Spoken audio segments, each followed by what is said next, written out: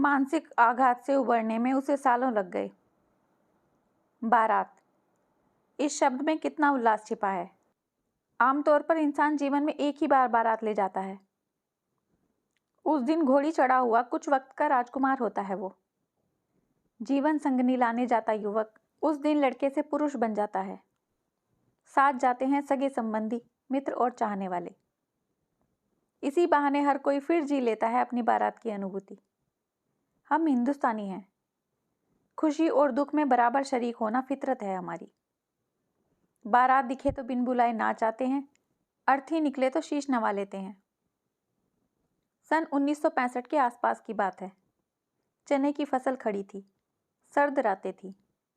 ऐसे में किसान सबसे ज़्यादा डरता है कि कहीं खेत पर नीलगाय या जंगली सुअर हमला न कर दें। महीने की मेहनत और आने वाली बरस की आस मिट्टी में मिल सकती है। इसीलिए चौकीदारी बेहद ज़रूरी हो जाती है। वह भी एक किसान था, हट्टा कट्टा जवान, मेहनती, कई एकड़ खेत दिन भर में जोत डालने वाला, धरती से सोना उपजाने वाला उत्साही किसान। फसल की चौकीदारी का समय आया तो खेत में मचान बनाकर फूस का छप्पर छा लिया और चौकीदारी शुरू। वो अकेला ही रहता था मचान पर। साथ देने को कोई नहीं, पर डर की भी कोई बात नहीं। हौसला ही इतना था।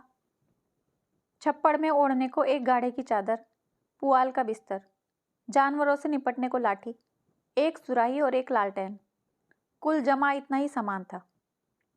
जरूरत भी क्या थी और किसी चीज़ की।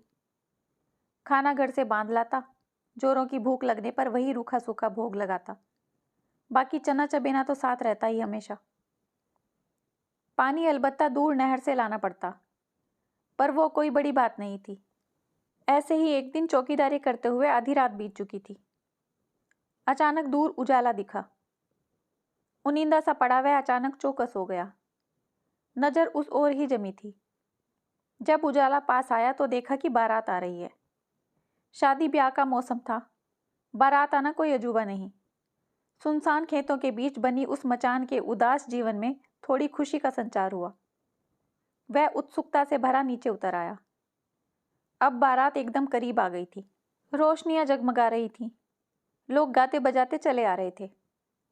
हालांकि उनमें से कोई भी जाना पहचाना नहीं लगा, पर सब उससे यूं बोलने लगे जैसे पुराने परिचित हों। सोचा कुछ दूर बारात के साथ चलता हूं, मन बहलेगा। लेकिन बारातियों ने तो हाथ ही पकड़ लिया। कहने लगे, चलो तुम भी हमारे साथ विवाह में शामिल होने। वह शर्माया, नहीं नहीं, मुझे कहाँ न्योता है, फिर यहाँ चौकीदारी भी तो करना है। पर सब इसरार करने लगे, पास के गांव ही तो जाना है, 2 घंटे की बात है, लौट आना दावत भोज खाकर। फसल कहाँ भागी जा रही है, और तुम तो अपने आदमी हो। न्योते की भली चलाई। आत्मीय आग्रह को टालना मुश्किल हो गया। पता नहीं कब बारात में शामिल होकर नाचता गाता ढोल ताशों की आवाज के बीच वो शादी के घर पहुंच गया। न जाने कौन सी बस्ती थी वो, कौन लोग थे, पर कैसा भव्य स्वागत हुआ और क्या ही बेहतरीन व्यवस्था थी। अचरज की बात है कि जिंदगी भर यहाँ रहते हुए भी कभी इन सब से मिलना नहीं हुआ। द्वारचार की रस्म हुई। बारातियों की सुविधा का ऐसा भी ख्याल रखा जा सकता है, सोचा न था। भोजन करने बैठे तो व्यंजनों की जैसे बारात ही हो गई हो। इतने सुंदर चेहरे, जब मनुहार से भोजन परोसते तो कोई मना भी कैसे करे। खाते खाते वह मग्न हो गया। बोध ही नहीं रहा कि कितना खा गया और कब से खा रहा है। अचानक किसी ने बहुत गर्म पकवान परोस दिया। खाते ही मुंह जल गया। बाराती से ऐसा व्यवहार।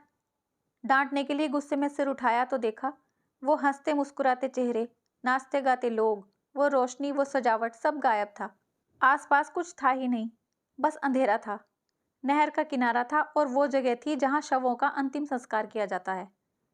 सामने कोई थाली भी नहीं थी, बस एक चिता थी जिसकी राख उसके हाथ और मुंह में समाई थी। वह घबराकर उठ खड़ा हुआ। मुंह में दर्द महसूस हुआ तो जमीन पर थूक दिया, जिसमें अंगारे थे, हड्डियां थी और उसका रक्त था। उसे लगा जैसे कलेजा बाहर आ जाएगा। पैरों में चुभते कांटों की परवाह किए बगैर बदहवास दौड़ता हुआ जब घर पहुंचा तो पौ फटने को थी। घर वाले उसकी हालत देखकर घबरा गए। वह लगातार उल्टियां कर रहा था, जिनमें हड्डी के टुकड़े निकल रहे थे। फिर अचानक लकवा मार गया उसे। मानसिक आघात से उबरने में सालों लगे, पर शरीर आंशिक खराब हो गया, जिसमें 90 साल तक जिया वो। और ऐसा कोई दिन नहीं गुजरा जब उसे मलाल न हुआ हो कि वह उन भूतों की बारात में आखिर गया ही क्यों था। दोस्तों, कैसी लगी ये कहानी आपको? अपने विचार कमेंट्स में ज़रूर बताइए। अगर कहानी अच्छी लगी है तो लाइक शेयर सब्सक्राइब करना मत भूलिए। अपना खूब सारा ध्यान रखिए, खुश रहिए, मुस्कुराते रहिए।